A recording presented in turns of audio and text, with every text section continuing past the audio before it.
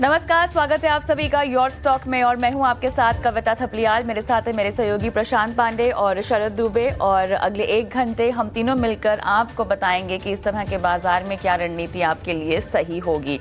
और एक ने हमारे यहाँ लाल शर्ट पहनी हुई और दोनों ने मिलकर जो है पीली टाई पहनी हुई। मुझे पता नहीं किस तरह के संकेत आप देना चाहते हैं बाजार को। इसको मिक्स संकेत कहते हैं। बिल्कुल। और बाजार में भी हमें बहुत सारे मिक्स्ड इमोशंस यहाँ पे दिखाई दे रहे हैं। कल रात को यूएस के बाजारों ने यहाँ पर काफ़ी परेशान किया और वहाँ पे जिस तरह की गिरावट हमने देखी है अब वो भी हावी होते हुए, हालांकि फिलहाल के लेवल्स अगर हम देखें तो हल्की फुल्की रिकवरी ज़रूर हमें दिखाई दे रही, लेकिन उसके बावजूद जो ब्रॉडर मार्केट्स में कमज़ोरी है वो बाजार को काफ़ी हद तक परेशान करती हुई दिखाई दे रही है। लगभग 180 अंक हम देख रहे हैं मिड कैप पर टूटा हुआ है। स्मॉल कैप इंडेक्स भी आपके स्क्रीन पर लेकर आएंगे जहां पर हम देख रहे हैं गिरावट ज़्यादा है, लगभग 1.5% के आसपास की, 200 अंक यहां पर ये टूटता हुआ। और फिलहाल के कारोबार में आप देखिए तो 22,400 के लेवल निफ्टी में दिखाई दे रहे हैं। सेंसेक्स लगभग 250 अंक नीचे है और बैंक निफ्टी लगभग 385 अंक नीचे है यहाँ पर। ओवरऑल बाजार में अब हम अगर एक बार मार्केट ब्रेथ के हिसाब से भी चेक कर लें, केवल 573 ऐसे एडवांसेस हैं जहां पर हम देख रहे हैं खरीदारी हो रही है, बाकी 1992 डिक्लाइंस हैं। क्लियरली बहुत ही एक तो गैप डाउन हमारी शुरुआत हुई थी और उसके बाद बाजार ने हल्की फुल्की रिकवरी दिखाने के बावजूद भी कुछ खास मोमेंटम नहीं है। स्पेसिफिक स्टॉक स्पेसिफिक एक्शन बहुत ज़्यादा है और सेक्टर स्पेसिफिक अगर हम देखें आईटी स्टॉक्स की अगर हम बात करें सबसे ज़्यादा, तो यहाँ पर क्योंकि यूएस से कनेक्शन भी रहता है लिहाजा यहाँ पर गिरावट थोड़ी सी गहराती हुई तमाम आईटी पैक के काउंटर्स में भी हम लेकर आए और इंडेक्स भी यहाँ पे 1.5% नीचे है। हालांकि रियलिटी एक ऐसा क्षेत्र जहां पर हम हल्की फुल्की खरीदारी होती हुई देख रहे हैं। अदरवाइज फार्मा एक ऐसा क्षेत्र है जहां पर हम देख रहे हैं कि स्पेसिफिक स्टॉक्स में खरीदारी होती हुई हमें दिखाई दे रही है। लेकिन योर स्टॉक एक ऐसा शो है जहां पर हम आपके सवालों के जवाब भी देते हैं और इसीलिए अभी अगर आपने टीवी ऑन किया है और किसी भी स्टॉक को लेकर कोई सवाल पूछना चाहते हैं तो नंबर आपके स्क्रीन पे फ्लैश हो रहा है 9167329108। ये वो नंबर है जहां पर आप हमें व्हाट्सएप भी कर सकते हैं, एसएमएस के जरिए भी अपने सवाल हम तक पहुंचा सकते हैं। और इतना ही नहीं, अगर आप हमें सोशल मीडिया प्लेटफॉर्म्स पर फॉलो कर रहे हैं तो आप हमें अपने सवाल सोशल मीडिया प्लेटफॉर्म्स पर भी भेज सकते हैं। इतना ही नहीं, यूट्यूब पर अगर आप हमें देख रहे हैं इस वक्त तो कमेंट बॉक्स में अपने सवाल डाल सकते हैं ताकि हमारे एक्सपर्ट आपको सलाह दें और आपको गाइड करें, जो कि इस तरह के बाजार में मार्गदर्शन की आपको बहुत ज़्यादा ज़रूरत है। स्टॉक स्पेसिफिक कोई सवाल अगर आप हमें भेज रहे हैं तो स्टॉक का नाम डाल दीजिएगा, आपने किस भाव पे स्टॉक खरीदा है और आप उसमें कब तक रुकना चाहते हैं, क्योंकि आपकी अवधि के मुताबिक आपको टेक्निकल रिकमेंडेशन देनी है या फंडामेंटल रिकमेंडेशन देनी है, वो हम आपको बता पाएंगे।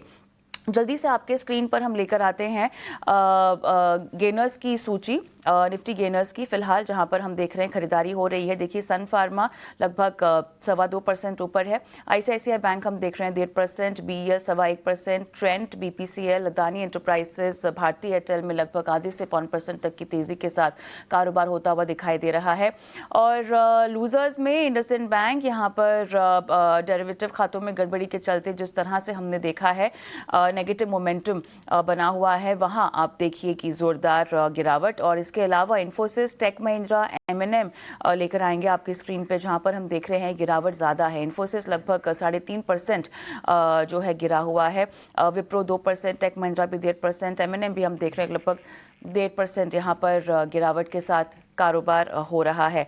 और इसी के साथ साथ जिस तरह से हम बाजार में अब गिरावट देख रहे हैं, एक तो यूएस में शरद हमने देखा कि एक रिसेशन का फियर, रविवार को एक इंटरव्यू में ट्रंप साहब ने कहा कि एक शॉर्ट टर्म रिसेशन हो सकता है क्योंकि इकोनॉमी जो है एक ट्रांजिशन फेज से गुजर रही है जहां पे टैरिफ ट्रांजिशन हो सकता है। उस एक बात को बाजार ने पकड़ लिया और धाराशायी हो गया। बहुत प्रॉब्लम हो रहा है, अब उनका स्टेटमेंट रोज बदल रहा है। एग्जैक्टली अब क्या हो रहा है प्रॉब्लम की, अब जो यूएस के इकोनॉमिस्ट है, एनालिस्ट है, वो भी अब कंफ्यूज हैं कि अब 3 रेट कट आएगा कि 2 रेट कट आएगा। हाँ। अब क्या हो रहा है कि इतना टैरिफ में कंफ्यूजन आ रहा है और लोग को धीरे धीरे डर लग रहा है कि अगर ज्यादा टैरिफ आया या अनसर्टेनिटी रही तो सबसे इंपॉर्टेंट है यूएस रिसेशन में जाएगा। बिल्कुल। जब रिसेशन में जाता है जो महंगे आईटी स्टॉक होते हैं, जो बिग टेक स्टॉक्स होते हैं, कल फट गए।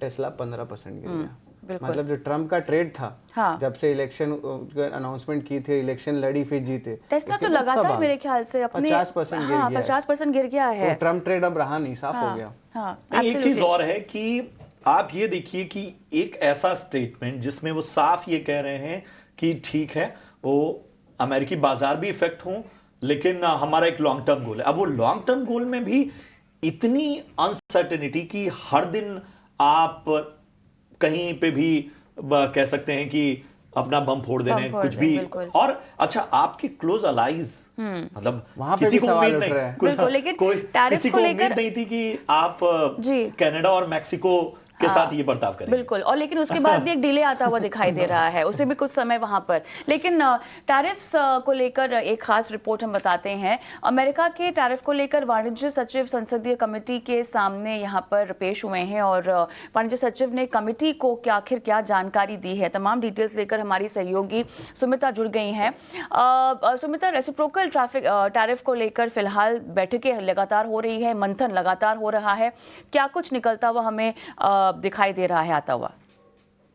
जी, सोर्सेज बता रहे हैं कि parliamentary committee on external affairs, उसको ब्रीफ किया गया था। कॉमर्स सेक्रेटरी और कॉमर्स डिपार्टमेंट ऑफिशियल्स ने भी अटेंड करी वो मीटिंग, और उन डिस्कशंस का फोकस था इंडिया का फॉरेन ट्रेड और टैरिफ्स, क्योंकि काफ़ी चर्चा चल रही है टैरिफ्स के ऊपर पूरे विश्व में। और वो जो कमेटी थी उसको कुछ 4-5 चीज़ें इन्फॉर्म की गई। नंबर 1 कि इंडिया ने कोई कमिटमेंट नहीं बनाई है टैरिफ रिलेटेड मैटर्स से यूनाइटेड स्टेट्स से, और इंडिया ने टाइम मांगा है 25 सितंबर तक। सोर्सेज ने यह भी बताया कि कमेटी को ब्रीफ किया गया कि फॉरेन अनाउंसमेंट, जो फॉर्मल अनाउंसमेंट है, वो यूनाइटेड स्टेट्स की तरफ से इंडिया को लेकर नहीं आई है, और इंडिया और यूएस जो बात कर रहे हैं एक म्यूचुअली बेनिफिशियल ट्रेड अग्रीमेंट पे बात कर रहे हैं, क्योंकि इंडिया चाहता है कि एक म्यूचुअली बेनिफिशियल ट्रेड अग्रीमेंट हो जो लॉन्ग टर्म ट्रेड कोऑपरेशन को प्रमोट करे instead of immediate tariff adjustments. India ने, सोर्सेज ने यह भी बताया कि कमेटी को बताया गया कि इंडिया की जो सिचुएशन है वो मैक्सिको, कनाडा और चाइना से कंपेरेबल नहीं है। और ध्यान देना इसलिए इंपॉर्टेंट होगा यहाँ पे क्योंकि ये क्लैरिफिकेशन और ये डिस्कशन उस समय आ रहा है जब यूएस प्रेसिडेंट डोनाल्ड ट्रंप ने लास्ट वीक कहा था कि इंडिया ने मान लिया है अपने टैरिफ्स को कम करने के लिए यूएस प्रोडक्ट्स पे। As part of his America first policy, Trump ने रेसिप्रोकल टैरिफ्स अनाउंस किए हैं अप्रैल 2 से on some of its trading partners जो हायर लेवीज लगाते हैं यूएस इंपोर्ट्स पे, जैसे Canada, Mexico and China. Alright, चलिए तो अब आगे डेवलपमेंट क्या होगा और किस तरह की स्टेटमेंट्स निकल कर आती हैं, इस पर हमारा फोकस तो रहेगा। लेकिन इस बीच अब शो की भी शुरुआत कर लेते हैं। हमारे साथ खास मेहमान भी जुड़ गए हैं। हमारे साथ जीएम फाइनेंशियल के अक्षय भागवत हैं और आने वाले कुछ समय में हमारे साथ जुड़ेंगी ध्वनि पटेल भी। लेकिन अक्षय, बाजार पे तो हमने काफ़ी यहाँ पर बात कर ली है, सवालों की ओर भी हम बढ़ेंगे।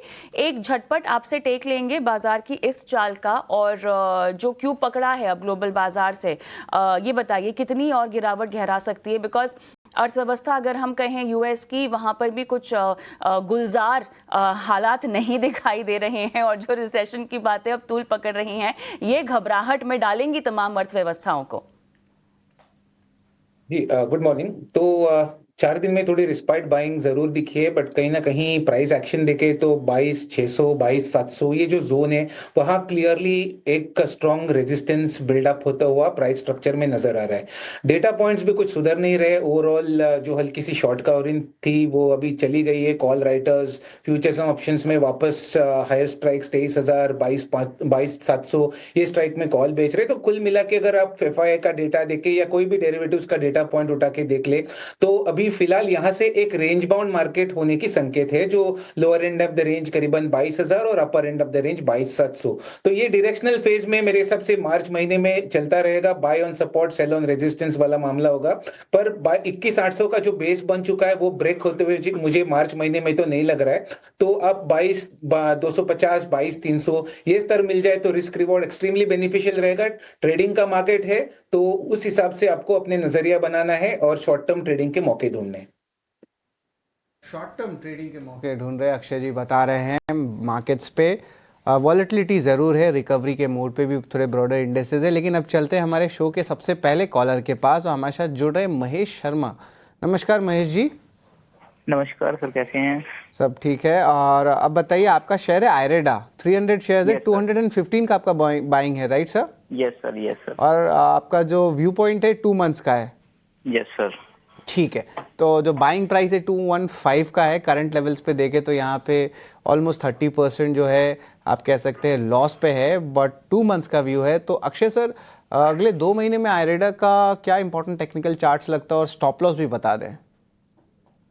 जी, तो इरिडा का अगर आप कहीं ना कहीं ओवरऑल प्राइस स्ट्रक्चर देखें तो काफी नेगेटिव है, और मेरे हिसाब से कोई भी फिलहाल सपोर्ट बनने की तो खोज नहीं दिख पा रही है प्राइस स्ट्रक्चर के द्वारा। और अगर हम देखें कि कहाँ पे ये जो बिकवाली का प्रेशर जो कंटिन्यूसली माउंट अप हो रहा है वो रुके, वो शायद मेरे हिसाब से 110 120 का लेवल होगा जहाँ पे कुछ राहत आपको मिल सकती है। तो कुल मिला के एक नेगेटिव प्राइस स्ट्रक्चर है, इसे रिकवर होने में भी काफी टाइम लगेगा। तो मेरे हिसाब से एग्जिट करना बेटर होगा अगर आपका शॉर्ट टू मीडियम टर्म का व्यू है तो ये है राय इरिडा पर। और शॉर्ट टू मीडियम टर्म का अगर आपका नजरिया है तो यहां एग्जिट करने की आपको सलाह मिलती हुई। हमारे साथ हमारे अगले कॉलर भी जुड़ चुके हैं, अनुज त्रिपाठी दिल्ली से। अनुज, गुड मॉर्निंग। बताइए क्या मदद की जाए, कौन सा स्टॉक लिया है? गुड मॉर्निंग सर, नमस्कार। मैं सर आइडिया पे 8.55 पे खरीदारी है हमारी, आइडिया पे लिया है हम। ठीक है, ठीक है। और कितना मैं समय 1 से देना 2 चाहते हैं साल आप? तक, 1 से 2 साल तक मैं सर रख सकता हूँ इसको। ठीक है, 1 से 2 साल वोडाफोन आइडिया और 8.5 रुपए के स्तर पे। अगर और डिप आता है तो इसमें खरीदारी की जा सकती है क्या? अच्छा, ठीक है। कोई अगर यहां से कोई और भी विकल्प में जाना हो तो उसके लिए तैयार हैं? अगर यहां से हाँ जी, एग्जिट करके हमारे गेस्ट कहते हैं कुछ और खरीदें तो? हाँ सर, कर लेंगे, कोई दिक्कत नहीं। ठीक है, चलिए। अक्षय, वोडाफोन आइडिया, हर कोई डिप पे यहाँ पर बाइंग करता है और अक्सर होता है कि चलो शॉर्ट टर्म में थोड़ा गेन देख लिया जाए फिर निकल लिया जाए, लेकिन इस बाजार में हम जान रहे हैं कि निचले स्तरों पर भी बाइंग कई बार इन्वेस्टर को फंसा देती है। 8.5 रुपए की इनकी खरीदारी है। 1 से 2 साल का नजरिया लेकर चल रहे हैं, क्या ये स्ट्रेटजी ठीक है या आपको लगता है कि कहीं और शिफ्ट होना चाहिए? देखिए, अगर आप टेक्निकल दायरे से इस स्टॉक को देखें तो कोई भी तेजी की उम्मीद फिलहाल तो नहीं बन पा रही है। तो कोई फंडामेंटली कुछ डेवलपमेंट हो आगे चल के कंपनी में तो सिनारियो चेंज हो सकता है। जो मैं टेक्निकल पिक्चर रीड कर रहा हूँ गए 4 महीने से, तो बार बार 8 से 9 रुपए के स्तर पे जब भी थोड़ी भी उछाल करने की कोशिश करती है स्टॉक, तभी इसमें बिकवाली का प्रेशर आ जाता है। और कुल मिला के अगर आप इसकी दौर देखे गए 6 महीने में, तो ये स्टॉक 16-17 रुपए से वन वे गिराई है। तो यहाँ से और डाउनसाइड जाने की मैं उम्मीद कर रहा हूँ, करीबन 4 से 5 रुपए के आसपास वहां आके वो स्टॉक रुक सकता है। पर कोई भी रिवर्सल या मोमेंटम रिगेन होने की टेक्निकल स्ट्रक्चर पे तो एविडेंस नहीं है। तो आपका 2 साल का नजरिया है, आपको मेरे हिसाब से एक बार आप फंडामेंटल अपने एडवाइजर से राय ले ले, बट टेक्निकली मुझे कोई इसमें बाइंग नजर नहीं आ रहा है और एग्जिट की राय दूंगा मैं। तो एग्जिट की यहां पर आए तो एग्जिट करें तो कहां खरीदारी करें? अगर आपको बाइंग करनी है तो यहाँ पे stock specific names, Bajaj finance price महंगा है in terms of the stock पर शेयर वैल्यू, बट टेक्निकली बहुत ही मजबूत है ये स्टॉक। इसने अपने 3-4 साल का एक जो रेंज बाउंड दौर होता था उसका ब्रेकआउट हमने पिछले महीने 8,000 के स्तर पे देखा। ये प्राइस पैटर्न हमें कुल मिला के 9,500 से 10,000 ये टारगेट का पोटेंशियल दे रहा है आने वाले 6 मंथ्स प्लस के होल्डिंग के लिए। तो सबसे स्ट्रॉन्गेस्ट नेम अगर ये rough patch of the market में ढूंढा जाए तो बजाज फाइनेंस एक स्ट्रॉन्ग कैंडिडेट है जिसमें हम बाय करने की राय देंगे। चला हमारे बेहद खास सेगमेंट ऑप्शंस के चैंपियन का।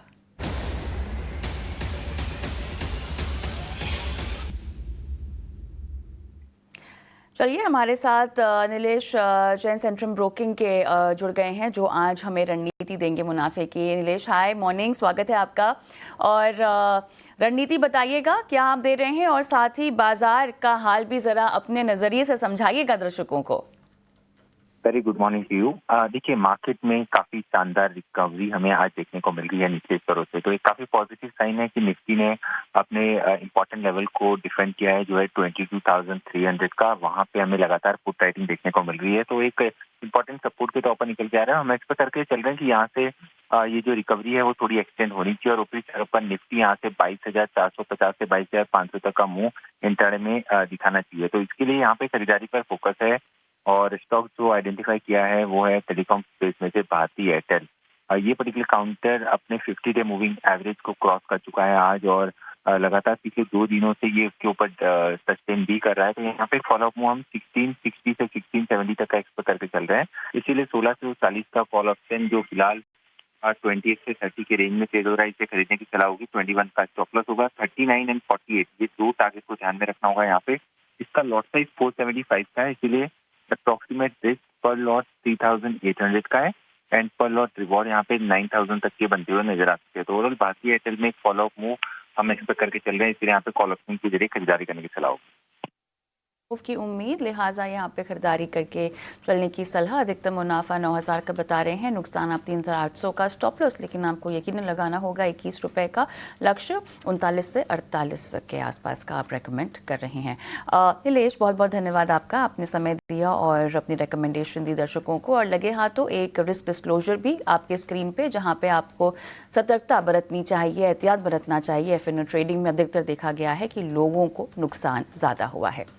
ओके, आगे बढ़ते हैं और अब दर्शकों के सवालों की ओर रुकते हैं। और अगला सवाल टाटा मोटर्स पर रोहित हमारे दर्शक पूछना चाहते हैं और ये शॉर्ट टर्म के लिए इन्होंने खरीदारी कर रखी है और 750 की बाइंग प्राइस है इनकी। और ऐसे में अब ये कह रहे हैं कि पैसों की ज़रूरत है घर में, तो क्या ये बेच सकते हैं? केवल 8 दिन और ये होल्ड कर सकते हैं।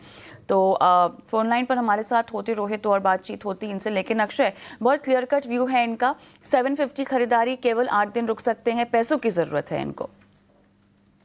जी देखिए, अगर 7 दिन वाली बात है तो एग्जिट ये राय रहेगी। ओवरऑल टाटा मोटर्स का व्यू है कि स्टॉक काफी ऊपरी स्तर से पिटा हुआ है और कहीं ना कहीं यहाँ से मुझे नहीं लगता कि ओवरऑल अगर आप 2-3 महीने का टाइम होराइजन से होल्ड करेंगे तो ये 600 के नीचे जाएगा।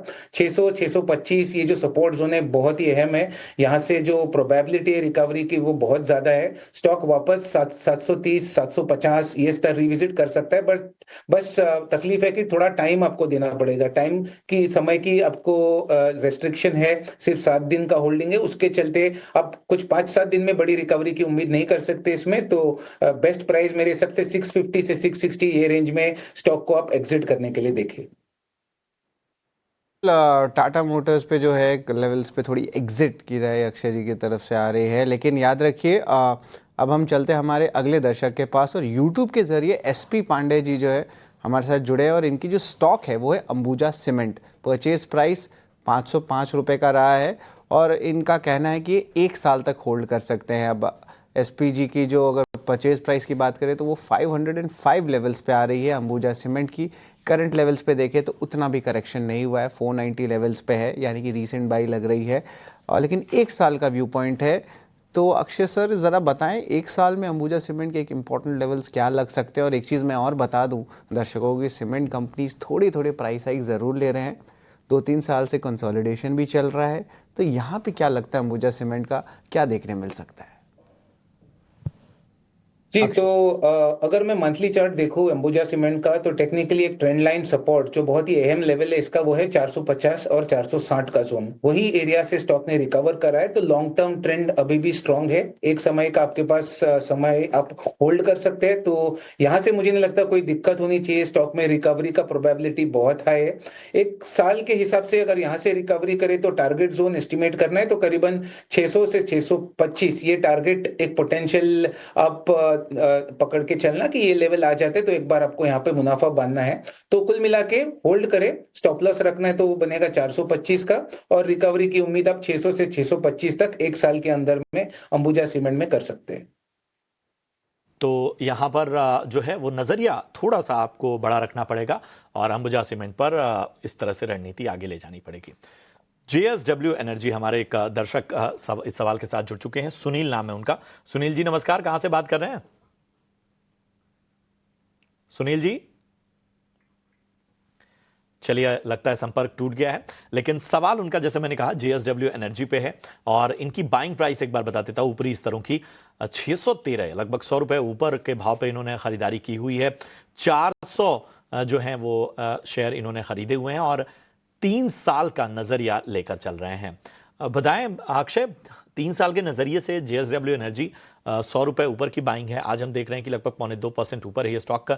क्या राय बन रही है? कल भी हमने देखा था कि एक अच्छा मोमेंटम नजर आया था। तो 3 साल के नजरिए से मेरे हिसाब से डेफिनेटली होल्ड करने का व्यू होगा।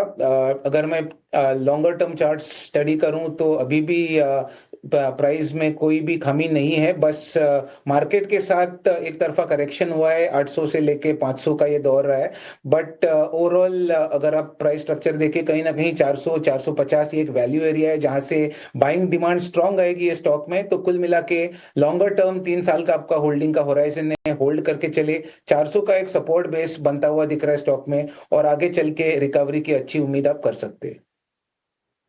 तो 3 साल के नजरिए से यहां पर बिल्कुल बने रहना चाहिए आपको। और चूंकि पावर और ऊर्जा क्षेत्र, ऊर्जा उत्पादन जो क्षेत्र है उसमें लगातार जो है वो बेहतर संकेत नजर आ रहे हैं, इसलिए यहां पर बने रहिए।